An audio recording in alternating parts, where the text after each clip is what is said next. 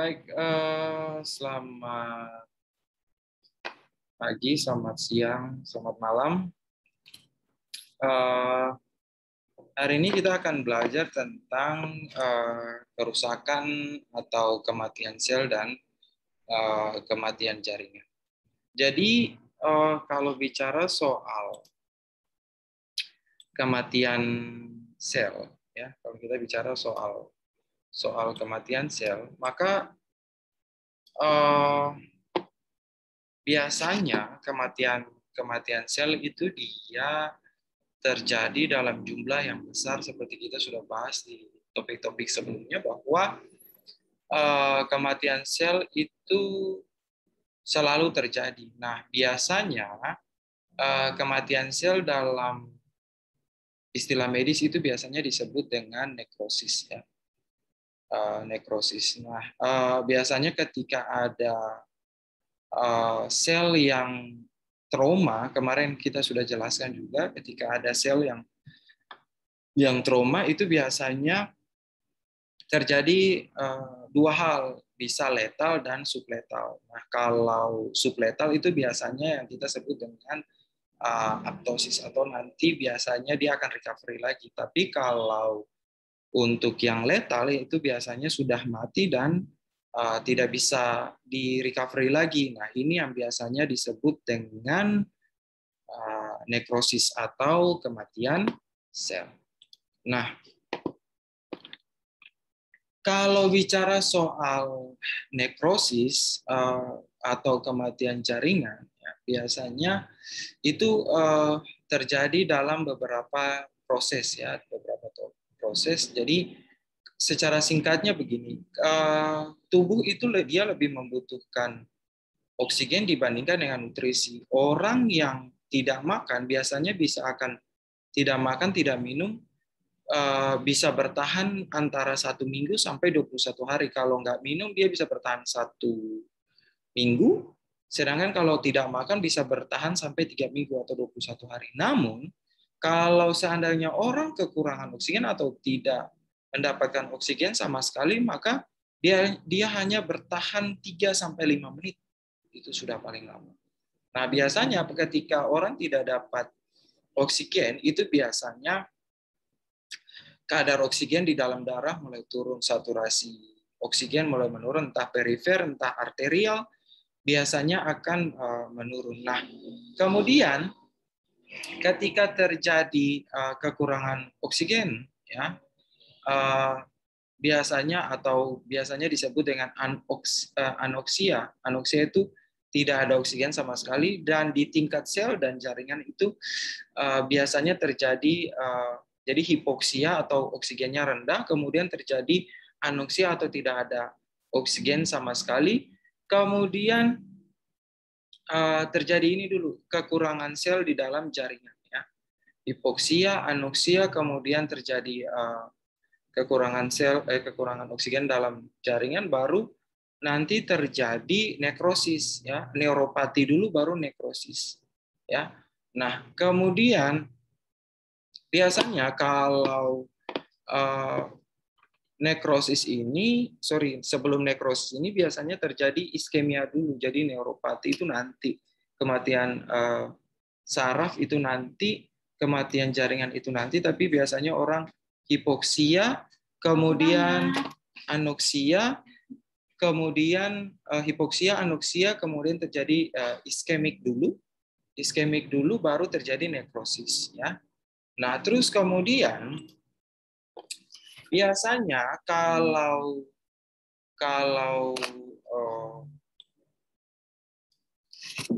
penyebab dari nekrosis itu sendiri ada banyak macam-macam. Jadi yang seperti yang saya sudah jelaskan bahwa memang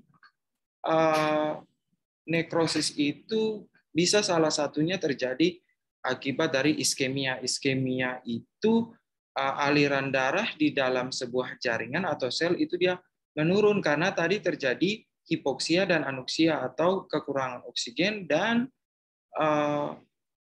kemudian tidak ada oksigen sama sekali. Nah, ini biasanya kalau seandainya terjadi lebih dari 2 jam, maka akan terjadi ini kematian jaringan ya, tanda-tanda iskemia bahkan sampai bisa terjadi nekrosis begitu. Nah, kemudian kalau sudah terjadi iskemia, nah biasanya itu sudah gampang sekali untuk terjadi nekrosis ya. Nah, kemudian ada penyebab lainnya yaitu ada agen biologis. Jadi agen biologis itu bisa terjadi karena ada bakteri yang dia mengeluarkan racunnya atau toksinnya, kemudian membuat dinding pembuluh darah itu dia menjadi trombosis ya, trombosis. Jadi penggumpalan pembuluh darah kemudian melengket di tunika intima atau ini bagian dalam dari pembuluh darah ya, seperti itu. Nah, kemudian ada penyebab lainnya, ada bisa agen kimia. Saya kasih contoh kasus ketua KPK dulu ya, penyidik KPK dulu Novel Baswedan itu memang itu kan disebabkan karena agen kimia ya, agen kimia. Jadi seseorang itu dia disiram air keras contohnya. Nah, terus kemudian membuat kerusakan air keras, kerusakan kulit, mata dan sebagainya untuk kasus itu. Nah, bisa juga karena terpapar asap, bisa karena orang merokok juga. Itu kan membuat paru-parunya juga dia menjadi nekrosis. Nanti jenis nekrosisnya apa kita akan bahas di belakang. Nah, kemudian terjadi juga gara-gara agen fisik. Jadi agen fisik itu karena ini bisa karena disengat listrik ya, disengat listrik, kemudian ada kasus yang namanya frostbite. Jadi dua kasus ini bisa sama, bisa seperti luka bakar yang disebabkan oleh frostbite atau suhu yang dingin sekali, maupun karena agen termal atau listrik atau ini ya radiasi ya, bisa karena itu. Nah, kemudian nekrosis bisa disebabkan oleh apa lagi? Ya karena hipersensitif. Jadi ada beberapa kasus-kasus tertentu di mana nekrosis jaringan kulit itu disebabkan karena orangnya itu hipersensitif, seperti bengkak-bengkak ya, reaksi imunitasnya tuh tinggi sekali. Jadi kayak ini respon dari peradangan ya, seperti kita sudah bahas kemarin, rubor, dolor, kalor, fungsiolesa. Namun itu sebenarnya kan normal terjadi, namun pada kasus-kasus tertentu biasanya ini tuh terjadi akibat dari ini hipersensitif. Jadi imunnya menyerang dirinya sendiri, seperti itu ya. Nah, kemudian bicara soal jenis dari jaringan nekrosis. Nah, ini yang saya akan bahas tentang nekrosis jaringan paru. Nah, nekrosis itu dia tergantung dari proses yang dialami. Nah, biasanya kalau nekrosis kan tubuh kita itu lebih banyak terdiri dari ini protein. Jadi biasanya kalau nekrosis itu contohnya ketika Anda lecet kemudian keluar cairan yang bening, kemudian kok besok-besok ada putih. Nah, putih itu adalah denaturasi atau luruhnya protein atau luruh dan membeku. Itu namanya denaturasi protein. Nah, kemudian kalau bicara soal nekrosis koagulatif, jadi nekrosis yang disebabkan karena proses koagulasi, ya koagulasi itu pembekuan. Nah, ini biasanya paling sering terjadi. Jadi nekrosis koagulasi ini atau koagulativa ini memang terjadi di semua organ dan jaringan. Nah, nekrosis ini kalau seandainya kita bentuk di dalam gambar yang warna pink itu, ini kan potongan dari jaringan. Kalau dilihat dari mikroskop, itu semua jaringan itu masih normal, ya. Susunannya masih tampak jelas, cuman agak sedikit lunak. Nah, cuman permasalahannya ini adalah ketika proteinnya itu, protein di dalam sel itu dia mulai mengkoagulasi, ya, atau membeku, maka metabolismenya terhenti.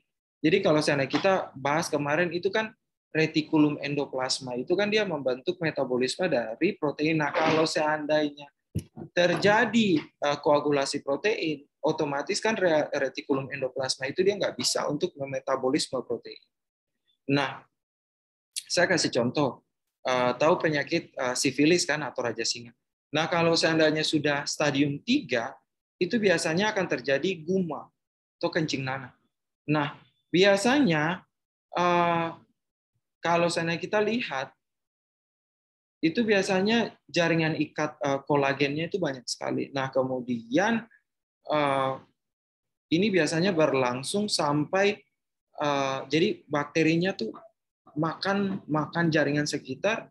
Nah, kemudian dilawan oleh makrofag biasanya. Kemudian terjadi fagositosis atau memakan bakterinya itu. Kemudian, namun pada saat proses makannya itu atau fagositosis itu terjadi denaturasi protein. Nah, biasanya orangnya kencing nanah dan sebagainya. Nah, terus kemudian kalau seandainya bakterinya semua sudah mati, ya udah regenerasi lagi gitu loh. Jadi nekrosis koagulativa ini biasanya dia akan kembali lagi menjadi semula seperti itu. Nah, bagaimana dengan liquefaktif? Nah, kalau liquefaktif ini sebenarnya nama lain itu dari colicoactiva. Itu nekrosis yang terjadi pada jaringan yang nggak punya bahan penyokong, ya seperti otak. Otak itu kan sebenarnya nggak punya penyokong. Dia punya di dalam organnya sendiri itu nggak ada jaringan ikat ya, namun semua itu nggak punya penyangga seperti itu. Jadi makanya isinya tuh semua kan cairan kalau otak itu. Nah makanya biasanya itu gampang sekali. Nah kalau seandainya nekrosis ini biasanya dia akan membentuk kista tuh. Kista itu benjolan di dalam otak, nggak nampak. Nah itu yang lama-lama terjadi tumor otak seperti itu ya. Nah kalau ciri-ciri dari nekrosis liquefaktif ini biasanya ada yang namanya pyknosis. Ya, pyknosis itu inti sel itu dia mengalami penyusutan. Nah, biasanya kalau terjadi penyusutan itu kalau kita lihat di foto ronsen itu biasanya selnya itu dia akan mengkerut atau otaknya itu dia akan mengkerut. Nah, saya kasih contoh gini deh, orang stroke deh. Orang stroke itu ketika pembuluh darahnya pecah kan darahnya itu nggak bisa kemana-mana. Nah biasanya kalau darah sudah pecah itu kan aliran darah ke jaringan-jaringan otak udah nggak bisa. Akhirnya jaringannya mati, otaknya makin mengkerut dan kalau kita foto ronsen atau MRI itu biasanya nampak tuh ada gelap sekali. Nah itu biasanya itu sudah terjadi pyknosis. Nah ada satu lagi yang dinamakan dengan karioreksis ya, karioreksis. Nah kalau karioreksis itu jadi nukleus atau inti sel itu dia robek tuh. Contoh ketika orang stroke. Jadi inti selnya hancur atau gini deh contohnya pada orang kecelakaan. Nah, kalau kecelakaan kena trauma kemudian sel-selnya itu dia mulai hancur. Ketika dia hancur itu fragmennya itu kan kemana-mana tuh. Jadi kalau seandainya kita contoh lihat pada saat orang kecelakaan ketika di foto ronsen fragmen otaknya itu hancur kemana. Nah ada lagi yang namanya kariolisis. Nah kariolisis ini memang ketika selnya pecah kemudian udah dia lurus sendiri karena proses ini ya degeneratif, denaturasi akhirnya tiba-tiba hilang. Itu yang dinamakan dengan kariolisis. Nah, bagaimana dengan nekrosis lemak? Saya kasih contoh untuk ini deh kasus hati ya, liver. Nah, ini kan biasanya ketika terjadi nekrosis di lemak ya, itu biasanya karena trauma biasanya itu lemaknya itu dia akhirnya keluar ke jaringan ekstraseluler. Jadi muncullah dia di jaringan-jaringan sekitar. Saya kasih contoh orang gemuk yang habis gemuk di perut, kemudian habis lakukan operasi appendektomi. Jadi disayat itu biasanya kan kenapa sampai kok sudah berbulan-bulan kok masih bernanah terus? Karena memang dia nggak punya jaringan ikat yang bisa nyambung lagi. Lemak itu kan dia nggak punya nggak punya apa namanya ya, pembuluh darah. Jadi akhirnya dia mau nempel gimana nggak bisa. Terus akhirnya ya udah kok bocor lagi, kok pasang drain lagi, kan biasanya ada selang gitu ya. Ada selang yang dimasukkan di dalam antara jaringan A dan B gitu. Nah, ini biasanya untuk nekrosis lemak ini bisa juga terjadi saat proses lisis enzim ya di empedu biasanya. Jadi ketika kita makan yang berlemak, biasanya empedu akan mengeluarkan enzim untuk memecah lemak ya supaya enzim lipase supaya terlisis hancur lemaknya supaya nanti pada saat diserap oleh tubuh juga enggak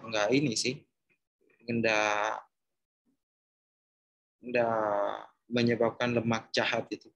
Nah, ketika terjadi, saya kasih contoh lain, contohnya ini operasi payudara. Payudara itu kan isinya lemak semua. Nah, kalau seandainya dia terjadi FAM ya, FAM itu mereka bilang biasanya tumor payudara gitu. Nah, biasanya kalau tumor payudara itu sebenarnya itu kan akibat dari fagositosis lemak yang menjadi massa yang mudah terubah, jadi teraba.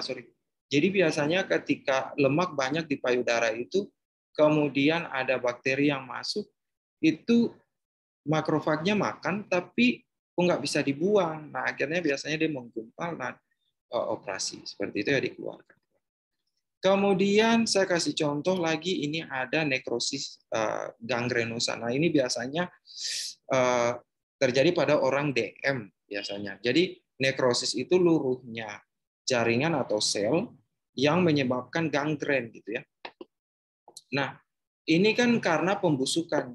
Ya. Jadi gangren itu memang pembusukan. Nah, kalau lisisnya jaringan kemudian disertai pembusukan, artinya harusnya kan kalau lisis jaringan sudah harus regenerasi. Namun ini lisis karena pembusukan, karena disebabkan kenapa nggak bisa regenerasi, karena mungkin faktor biologis. Jadi mungkin saja karena gulanya yang tinggi, kemudian terjadi bakteri datang dari luar, oke, dia membusuk terus karena bakteri itu kan paling suka soal gula yang tinggi ya, seperti itu. Nah, bakterinya apa saja? Bisa karena Saprofit Clostridium, bisa karena Pseudomonas, ya macam-macam. Kemudian inilah, jadi lisis tapi kok nggak regenerasi, ya otomatis kan kita sebagai pelaut ya harus membersihkan supaya kadar bakterinya itu dia rendah, supaya nanti kan bisa sembuh gitu loh, bisa terjadi regenerasi. Nah, kalau bicara soal nekrosis gangrenosa, ada yang dinamakan dengan gangren kering. Jadi kalau bicara soal gangren kering itu karena cairannya sedikit, ya, karena cairannya sedikit. Coba kalau cairannya banyak, ya, kalau cairannya banyak ya disebut dengan gangren basah gitu loh. Karena gini, gangren kering itu dia bisa terjadi karena memang arteriosklerosis atau penyempitan dari pembuluh darah yang menyuplai ke jaringan itu, ya. Nah, ini kasus-kasus ini sama seperti yang tadi saya jelaskan soal frozen bite. Jadi orang ketika kena cuaca yang dingin, fisiologis tubuh manusia itu kan kalau kena sesuatu yang dingin, pembuluh darah akan menyempit. Nah, kalau kena sesuatu yang panas, biasanya pembuluh darah akan melebar atau dilatasi, ya. Nah, kalau seandainya kasusnya pada orang yang frozen bite itu kan dingin terus, jadi pembuluh darah itu nggak punya space untuk dilatasi, dia hanya mengecil terus begitu ya.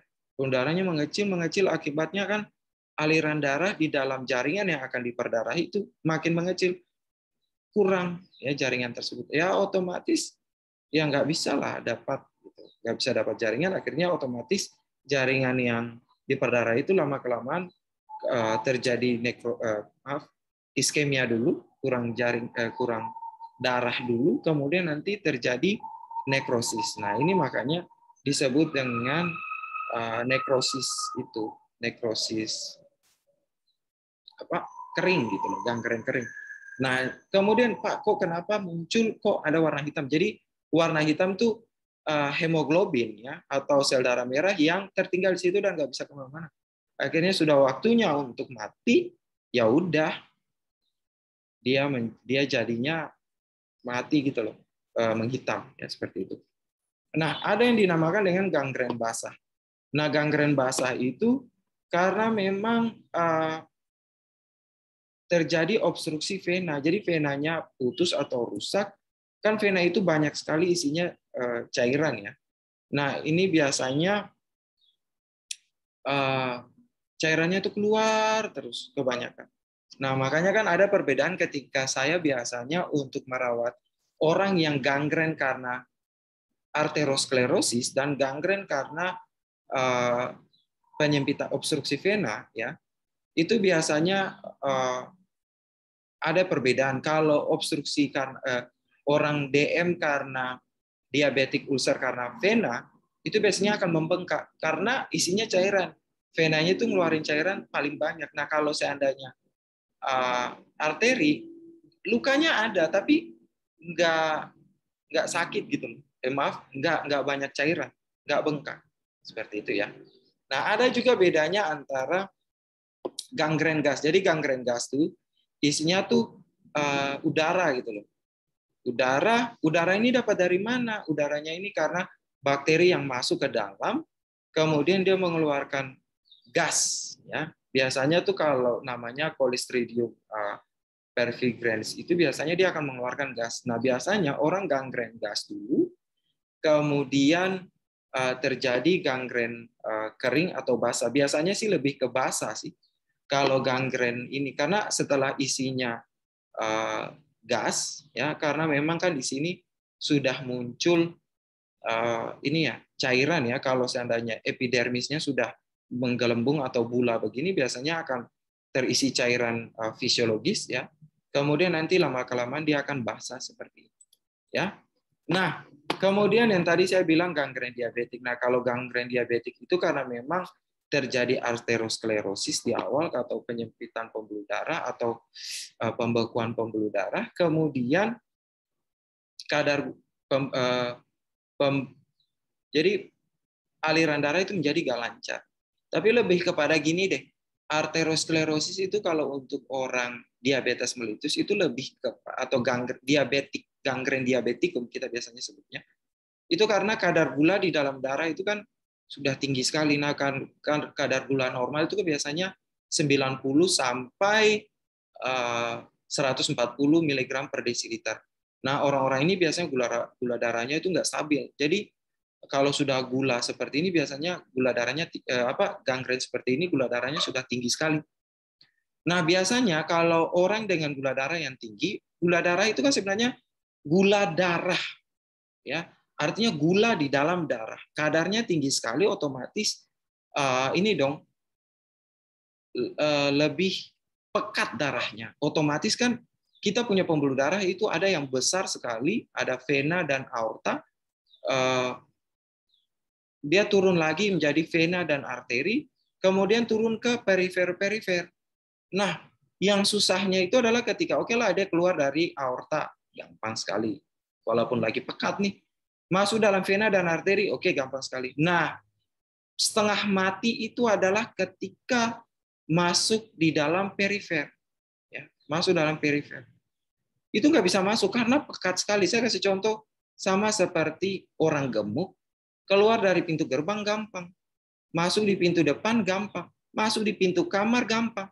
Coba kalau dia masuk dari jendela sama ventilasi, nggak bisa kan? Sama seperti orang yang gula darah atau diabetes mellitus, kemudian gangren diabetikum atau diabetikum ulcus diabetikum. Ini kan sebenarnya kalau gangren diabetikum atau ulcus diabetikum ini kan sebenarnya adalah komplikasi sebenarnya. Nah, jadi makanya ketika orang sudah gangren diabetikum itu ya udah luka seperti ini karena gula darah itu tinggi sekali dan dia nggak bisa menyebar untuk memperdarahi perifer ya, jaringan-jaringan. Jadi kita punya otot dan organ itu lebih banyak diperdarahi oleh perifer, semua perifer di dalam tubuh ya.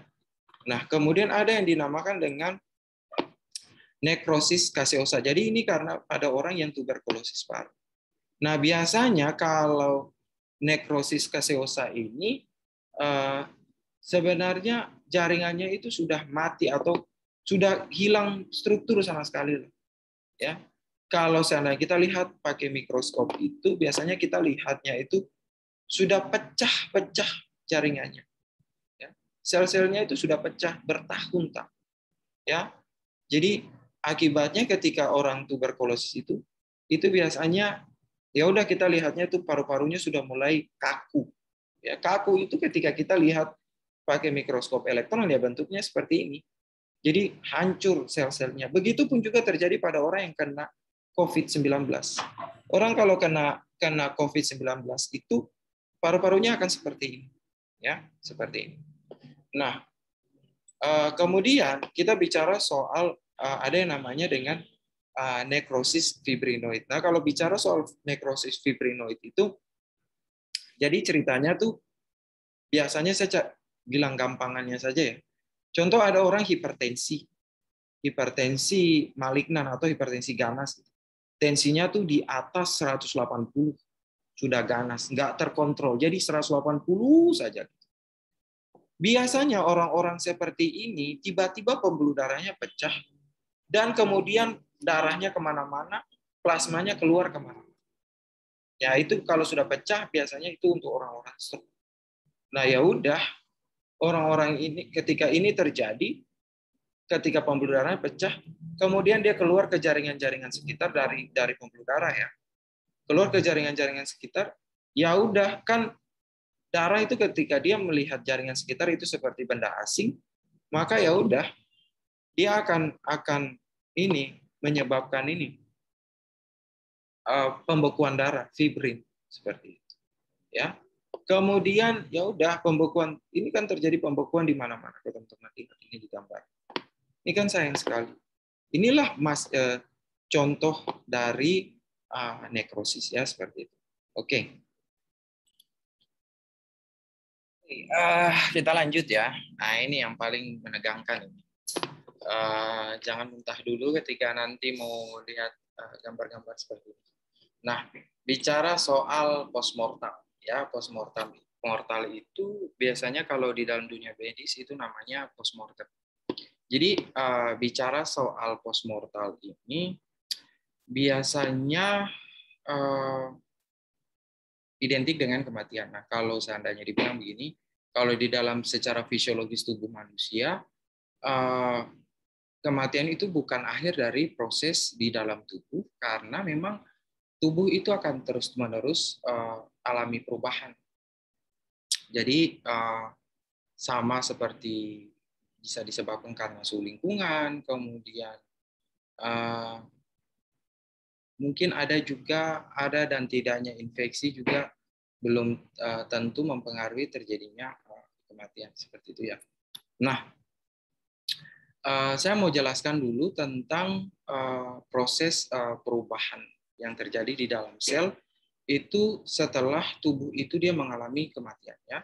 Yang pertama itu ada yang dinamakan dengan autolisis. Nah, kalau bicara soal autolisis itu yang tadi sudah dijelaskan di awal bahwa ketika jaringan itu mati, dia akan dihancurkan oleh enzim yang dinamakan dengan enzim yang dihasilkan oleh lisosom. Jadi di dalam sel itu ada yang namanya lisosom. Lisosom itu yang nanti akan menghancurkan jaringan yang mati. Nah, kemudian akhirnya apa? Terjadinya cairan itu dia menjadi sel dan jaringan itu yang padat akan menjadi cair. Nah, ya kalau memang diawetkan ya udah dia keras terus, ya lisosom nggak bisa bergerak. Namun kalau nggak bisa bekerja, namun kalau seandainya dibiarkan begitu, ya akan menjadi ini autolisis atau cair. Nah, saya kasih contoh ketika ada bangkai, kok lama-lama bangkainya itu bisa hilang, tapi kan Pak dimakan sama bakteri, oh enggak. Jadi karena tubuh manusia itu lebih banyak adalah cairan, maka cairan itu kalau dilihat isinya adalah sel. Jadi makanya sel dan protein. Nah, kemudian kalau seandainya terjadi kematian, sudah nggak ada lagi transfer energi, dalam artian adalah oksigen dan nutrisi, maka biasanya akan terjadi autolisis atau lisis atau mencair, luruh seperti itu. Ya, saya kasih contoh. Ini ada daging, kalau mau pengawetan kasih garam. Kalau enggak ya dia cair terus. Contoh ada jaringan yang mati, luka pun, luka lecet itu cairannya keluar terus. Denaturasi protein ya karena memang lisosom bekerja. Seperti itu. Contoh ada daging mau diawetkan, kita asapin aja dulu. Tapi pada saat proses diasapin itu kan ada cairan-cairan yang. Nah, itu adalah bagian dari denaturasi protein yang dihasilkan oleh lisosom. Nah, kemudian ketika terjadi autolisis, ada terjadi proses yang dinamakan dengan rigor mortis atau kaku, ya, kaku mayat. Nah, jadi ketika sudah tidak ada lagi, cairan sudah mulai berkurang, maka biasanya sudah luasnya sudah tidak ada di dalam tubuh, akhirnya sekitar 2-4 jam, ya, itu dan puncaknya itu sampai 48 jam, itu kaku mayat itu biasanya terjadi. Nah, biasanya itu kaku mayat itu terjadi sekitar 3-4 hari kemudian. Ya, oke, Pak. Pengawetannya itu kita pakai macam-macam. Kalau zaman dahulu masih pakai rempah-rempah, ada beberapa budaya seperti Toraja dan Bali itu biasanya mereka menggunakan ramuan. Kemudian zaman sekarang itu kan kita pakai suntikan cairan, ya. Kita disuntikan cairan. Nah, itu yang cairan itu yang menghambat proses lisosom untuk bekerja. Ini rigor mortis, kaku. Nah, kalau bicara soal livor mortis, itu lebam. Nah, kalau lihat begini, ini kan semua cairan itu sudah turun ke bawah. Nah, warna-warna hitam ini yang tadi saya jelaskan pada saat nekrosis kering, ya, seperti itu. Ini kan cairan sudah nggak ada yang memompa lagi oleh tubuh, oleh jantung. Nah, akhirnya kan dia mengikuti gravitasi, otomatis cairannya itu turun ke bagian paling bawah dari yang menyentuh tanah, tubuh yang menyentuh tanah. Nah, lebam biasanya akan muncul seperti ini. Lebam yang merah-merah ini biasanya sel darah merah, ya, hemoglobin. Ini biasanya terjadi itu 30 menit, ya. Sampai puncaknya itu sekitar 6-10 jam, ya. Nah, biasanya tampak itu paling bawah atau karena ikut gravitasi, ya. Karena benda itu pasti akan jatuh ke bawah.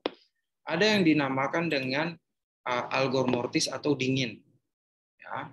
Itu biasanya terjadi 24-48 jam. Jadi karena memang darah itu tugasnya selain untuk mengedarkan nutrisi, dia tugasnya juga untuk mengedarkan ini suhu tubuh, menyamaratakan suhu tubuh. Jadi akhirnya kalau seandainya darah itu sudah tidak lagi mengalir, maka akan terjadi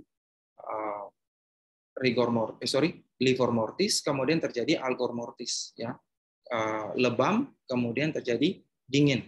Setelah itu baru terjadi pembusukan, ya, seperti ini. Ini kalau seandainya mayatnya itu dibiarkan atau dipembusukan, ya. Nah, kemudian kita lihat ada beberapa cedera, ya, atau kematian sel yang terjadi di dalam jaringan. Nah, contoh di kulit. Nah, kulit ini ketika kulit contoh ada cedera atau diiris, nah, seperti itu pada saat proses pembedahan. Nah, sel-sel yang mati karena irisan, ya, karena irisan atau cedera, begitulah. Itu dalam proses penyembuhan luka biasanya terjadi dalam proses proliferasi itu, ya. Proliferasi atau proses regenerasi sel itu ada namanya fagositosis yang disebabkan oleh makrofag. Jadi makrofag itu memakan bakteri yang dari luar, kemudian terjadi regenerasi, ya, seperti itu. Nah, jadi regenerasi itu akhirnya muncullah ada yang namanya growth factor, ya, faktor di dalam tubuh proses penyembuhan. Ada namanya growth factor. Dia ini yang stimulasi terjadinya granulasi sel atau pertumbuhan sel-sel yang mati, ya, seperti itu. Nah, supaya dari sisi A dan sisi B itu dia menyambung dan dia tumbuh lagi dan kembali ke seperti semula. Nah, bagaimana kalau di saluran pencernaan? Nah, kalau di saluran pencernaan ini biasanya terjadinya itu di lambung, kemudian ada juga di usus. Nah, prosesnya itu kematian sel itu biasanya terjadi karena daerah di sekitarnya, enzim. Contoh orang yang jarang makan, biasanya HCl-nya keluar banyak, ya, hasilnya keluar banyak, kemudian dibikin tukak lambung, ada erosi-erosi di dalam atau lecet-lecet di dalam lambung, ya. Begitupun juga dengan usus, contoh kayak macam appendicitis, ya. Itu kan lama kelamaan ketika apendiksnya itu sudah membengkak, kemudian dia terjadi nekrosis, pecah karena terisi. Ada yang bilang karena makan biji cabai terlalu banyak, makan biji jambu terlalu banyak. Akhirnya kan terisi, dia menekan perifer, akhirnya aliran darah ke appendix itu menjadi nggak normal, ya udah pecah, ya, pecah, kemudian udah terjadi ini kematian jaringannya. Kemudian ada yang dinamakan dengan erosi mukosa. Nah, ini biasanya terjadi di dinding lambung yang tadi saya sudah jelaskan, bahwa ketika terjadi di dinding lambung itu, teman-teman, diperhatikan bahwa ketika erosi mukosa di dalam dinding lambung itu, karena memang dinding lambung itu kan mukosa, ya, mukosa lambung itu dia terdiri dari sel-sel epitel.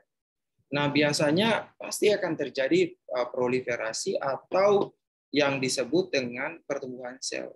Nah, biasanya kalau kita ini ada orang tukak lambung gitu, atau orang GERD atau erosi di lambung, itu biasanya dikasih obat, netralkan dulu HCl-nya, makannya dulu jangan yang keras-keras, makanya bubur gitu atau sun gitu.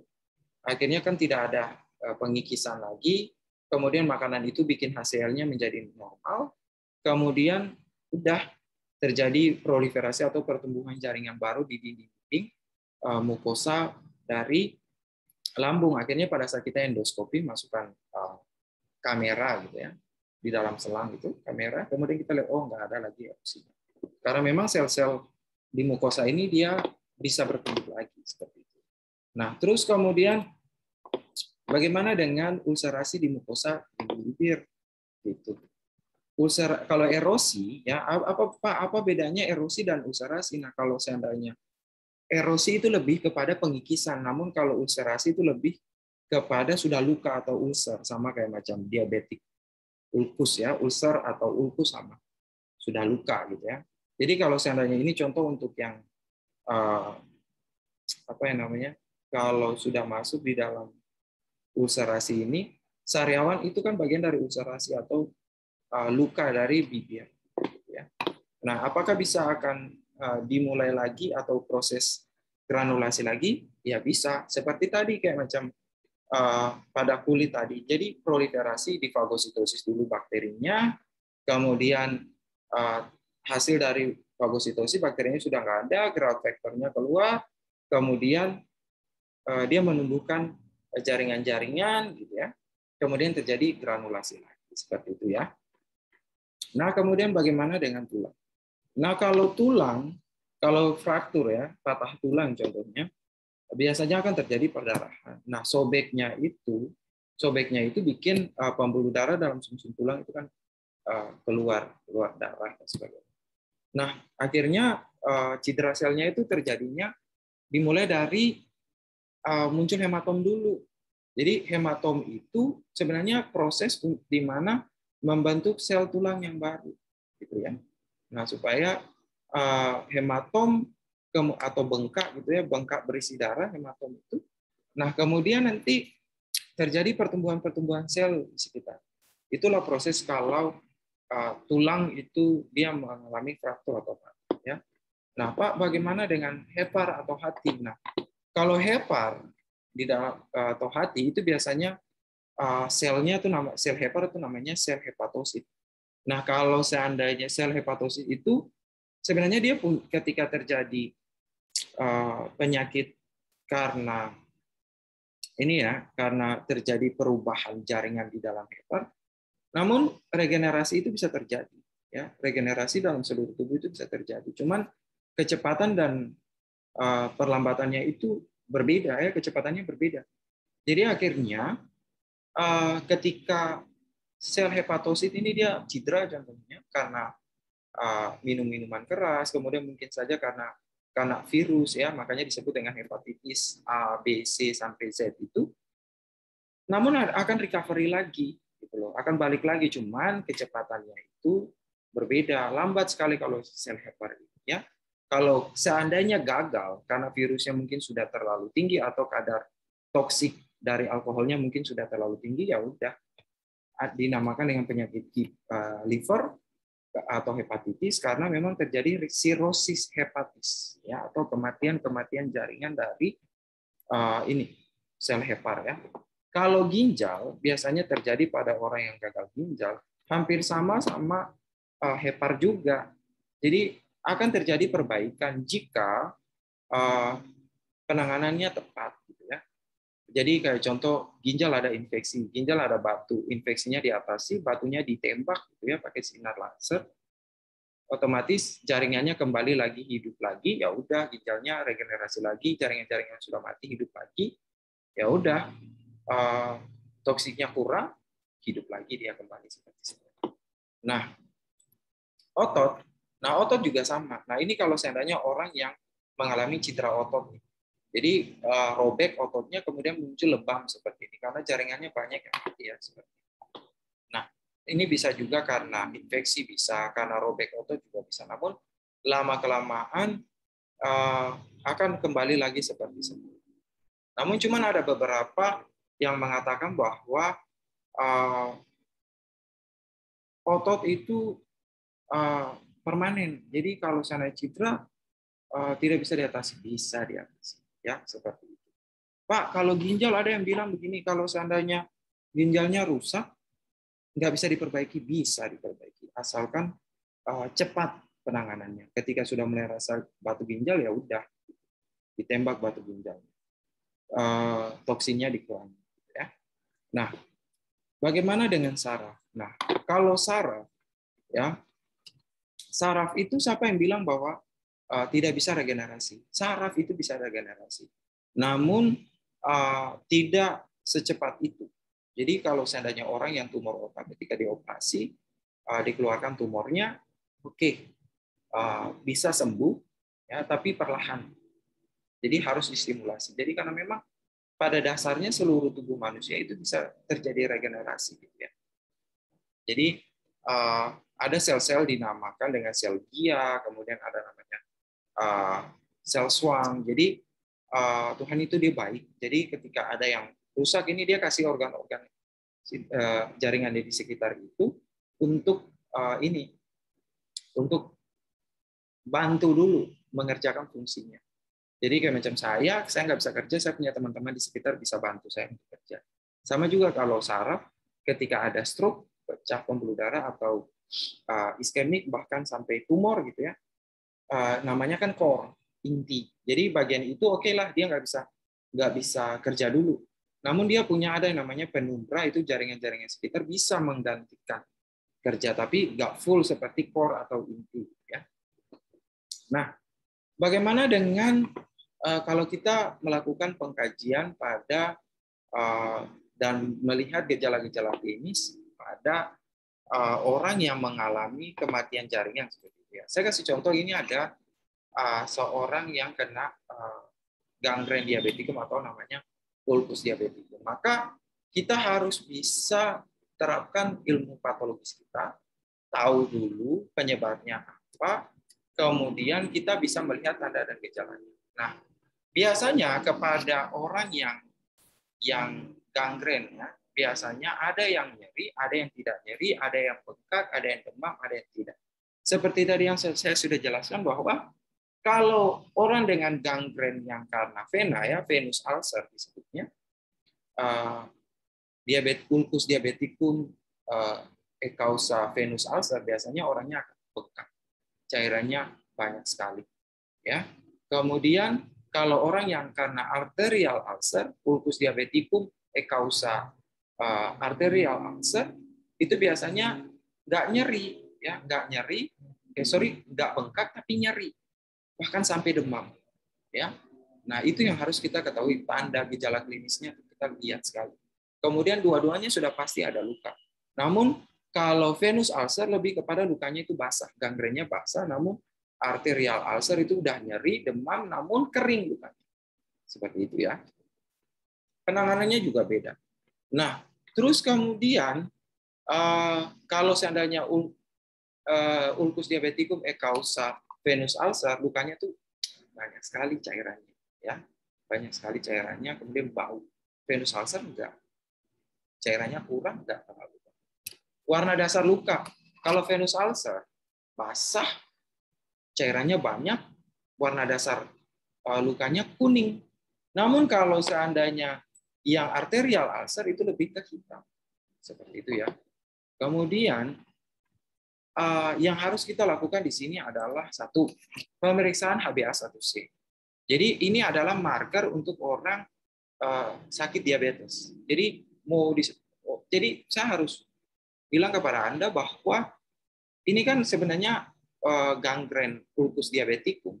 Itu kan sebenarnya komplikasi. Penyakit utamanya itu adalah diabetes mellitus. Jadi diabetes mellitus itu bukan hanya sekedar cek gula darah, namun harus dicek marker namanya HbA1c, ya, HbA1c.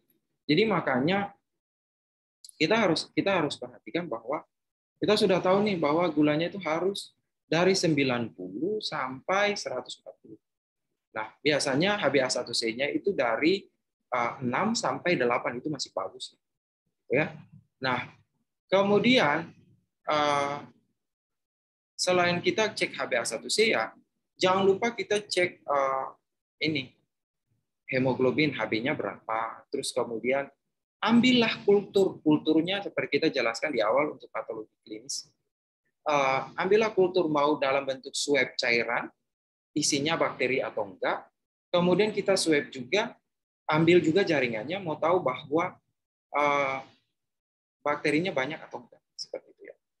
Nah, apa sih rencana asuhan keperawatan? Ya udah, kalau seandainya kita untuk luka-luka seperti ini, ya mau nggak mau ya kita harus lakukan yang dinamakan dengan debridement. Nah, kalau bicara debridement itu kan ada macam-macam.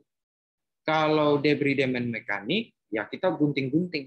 Jadi jaringan-jaringan yang kuning dan hitam ini kita gunting, pisahkan, ya, potong, pisahkan. Itu yang dinamakan dengan debridement mekanik. Ini bisa juga dilakukan oleh perawat karena kompetensinya sudah sampai di situ. Kalau tidak, ya udah, biasanya di sini mau gampangnya langsung dibawa ke ruang operasi, ya udah dibersihkan di sana, ya. Terus kemudian ada yang dinamakan dengan enzimatik. Jadi diberikan cairan-cairan. Saya kasih contoh penelitian saya sebelumnya itu, saya menggunakan ini cairan dari atau apa ya, enzim dari nanas, ya. Nah, kalau enzim dari nanas, kalau kita lihat itu zaman dahulu kan, kalau sampai sekarang juga orang mau melembutkan daging itu biasanya kan pakai nanas, gitu, ya. Kadang ada yang pakai pepaya, bisa juga. Nah, sekarang kita pakainya nanas. Nah, kalau nanas itu kan dia punya enzim, ya. Dia punya enzim, dia bisa untuk melunakkan itu jaringan. Nah, kalau pada kasus-kasus yang seperti ini, hitam ini, kan kalau gunting itu sayang, ya. Atau kuning begini sayang sekali karena jaringan-jaringan sehat yang ada di sekitarnya itu pasti rusak, gitu, ya. Jadi kita kasih enzim, jadi dia lunakkan dulu, bisa sampai lisis, ya, atau lisis, dia cair, dia lisis sendiri. Makanya kan ketika kita buka balutan itu biasanya langsung keluar seperti ini. Nah, ada juga yang kita gunakan, kita enzim, jadi dia cair, gitu, makanya cairannya keluar banyak, gitu. Selain itu nanas itu dia bisa untuk mematikan ini bakteri, ya, mematikan bakteri, dan kemudian jaringan sehatnya itu tetap stabil. Jadi nanas itu juga dia mengurangi peradangan, nggak bengkak, nggak apa-apa. Saya sudah mencoba dan hasilnya terbukti gitu loh. Sudah publis juga di jurnal internasional. Jadi makanya saya bilang daripada kita gunting-gunting untuk menghancurkan jaringan sehat, kemudian terjadinya bengkak lagi karena fase inflamasi lagi, mending kita pakai enzimatik aja.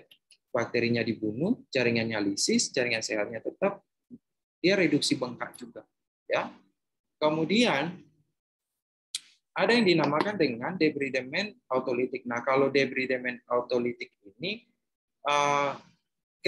kerjanya tuh hampir sama seperti debridement enzimatik. Cuman kalau autolitik itu dia lebih kepada bahan dasarnya itu air, jadi dibikin jadi gel. Dia lembekkan dulu jaringan-jaringan yang kuning ini sama yang hitam, kemudian nanti harus diteruskan dengan mekanikal. Namun kalau enzimatik enggak, jadi dia sudah melembekkan, nanti lisis sendiri. Ya, jadi nggak harus mekanikal lagi. Seperti itu bedanya. Terus kemudian ada yang dinamakan dengan debridement biomekanikal. Nah, ini biasanya dipakai belatung, namun belatungnya bukan belatung yang ada gitu loh. Belatung ini sudah DNA-nya sudah diprogram, kemudian dicangkokkan di dalam inti utama belatung ini, kemudian dia diciptakan, dan DNA itu hanya fokus untuk makan jaringan yang yang kuning sama hitam. Jadi jaringan sehatnya itu dia nggak rusak gitu loh. Jadi dia hampir sama enzimatik, cuman dia menggabungkan antara enzim dan kinerja dari enzimatik dan mekanikal. Jadi dia makan tapi membiarkan jaringan yang hidup tetap hidup, ya seperti itu. Itu namanya biomekanikal karena ini sudah dibuat dalam bentuk